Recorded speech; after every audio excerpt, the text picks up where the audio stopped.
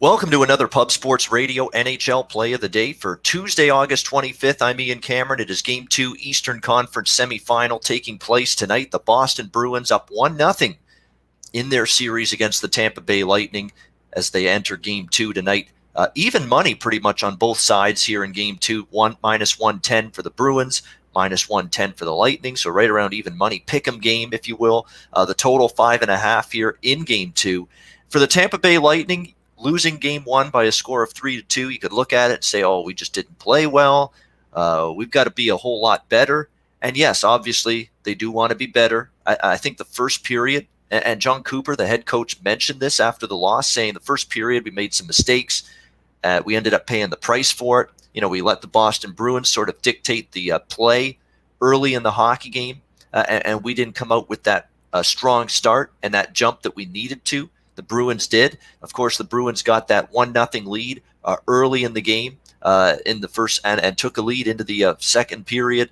And then it was that time when we saw the Tampa Bay Lightning really start to get their game going. They started to carry the play. They possessed the puck more. I felt they played a lot more in the offensive zone in the last two periods than they did in the first period.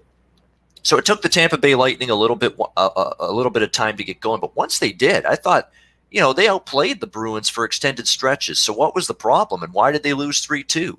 Well, Yaroslav Halak in net is quickly making Bruins fans forget about the fact that Tuukka Rask departed the bubble and went back home.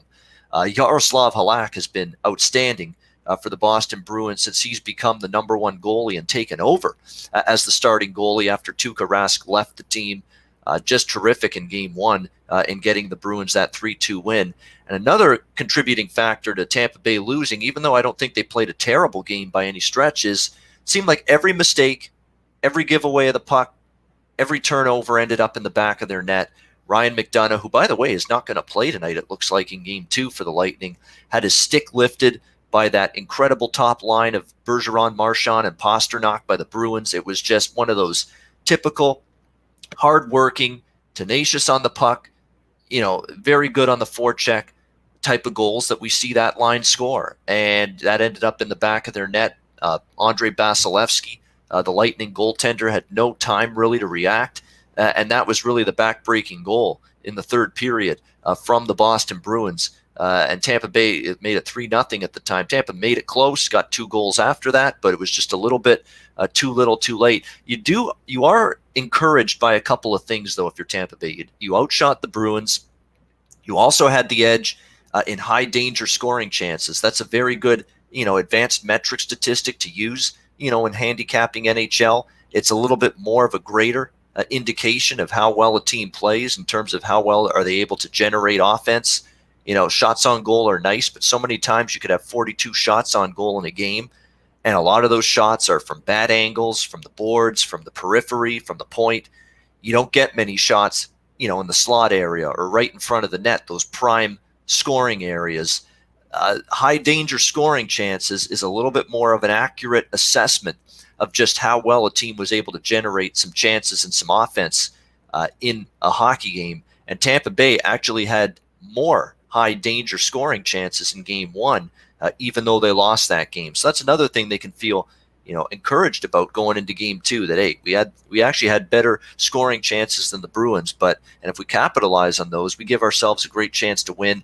I think Tampa Bay does have an even better game. They talked about a better start here tonight in Game 2. I would expect you're going to see that. And now they've seen, for as good as Yaroslav Halak has been, and he has been great, and maybe he's going to be great again tonight. No question. He's got that capability to, once again, have a fantastic game in net for the Bruins. But I think now Tampa Bay has seen him for one game and now kind of has a little bit better idea of tendencies and habits and maybe ways to beat him and find some weaknesses in Yaroslav Halak. So I'd expect some adjustments to be made there from the Tampa Bay Lightning. And the Tampa Bay Lightning have not lost back-to-back games yet since the NHL season resumed in both Toronto and Edmonton, the two hub cities.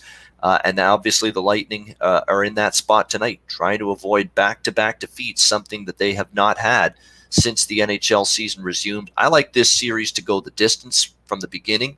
I thought it had a great chance to go 7 games. And I also like Tampa Bay in 7. Now, I understand Boston could also win this series and are capable, and it's not easy to bet against this Bruins team. All they do in the playoffs, it seems, year after year is rise to the occasion. But I do think Tampa Bay will be better tonight.